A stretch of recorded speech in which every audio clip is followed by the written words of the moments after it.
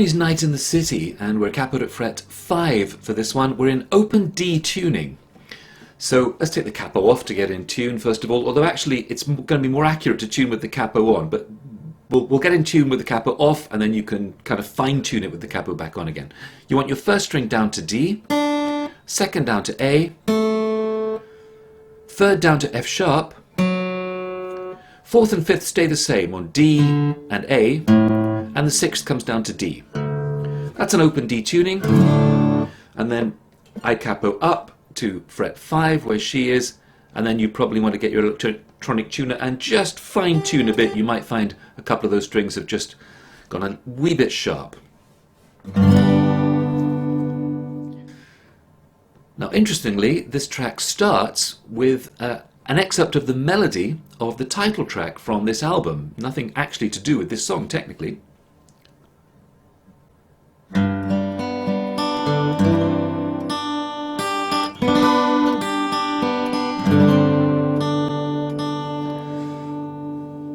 Like that.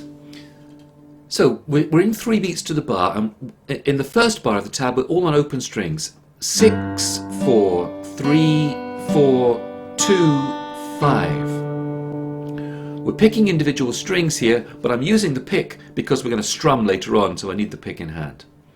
Counting 1 and 2 and 3 and, although the rhythm is fairly fluid here, you can slow down, speed up as you feel it. Now we want the third string at the first fret and the fifth string at the second fret, which acts as a kind of G chord in this tuning. Just strum around the low end of the chord. 5, 4 and 3 says the tab. And then play 2, 1, 2. Counting 1, 2, 3 and. Now bring the index finger up to the third fret of the third string. Fourth string at the fourth fret, first string at the fourth fret, strum strings 4, 3, 2 and 1. And then those fingers all come away as we play 1, 2, 3, 2. Counting 1, 2 and 3 and. And now you simply want the third string at the first fret, 6, 5, 4 and 3, and the second string twice. Counting 1, 2, 3. So with the count all together, first line of the tab, we have this. 1 and 2 and 3 and 1, 2, 3 and 1, 2 and 3 and 1, 2, 3, and into the strumming.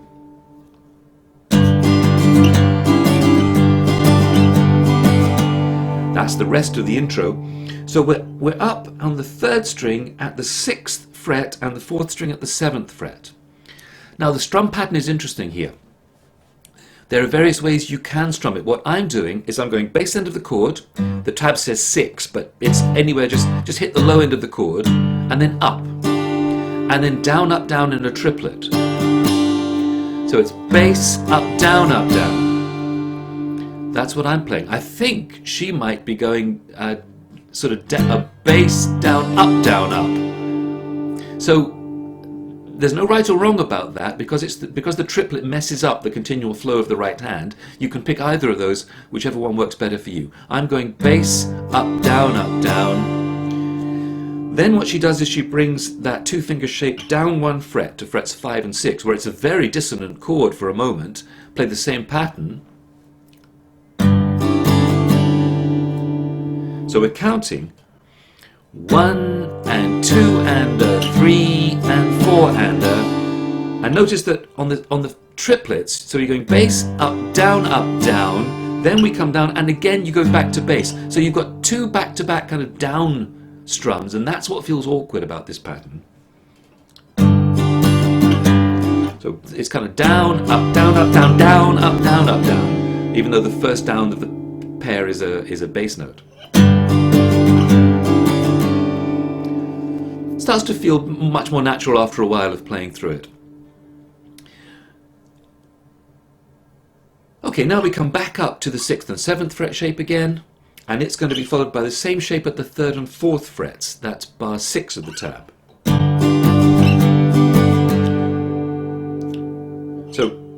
So 6 and 7, 5 and 6, 6 and 7, 3 and 4.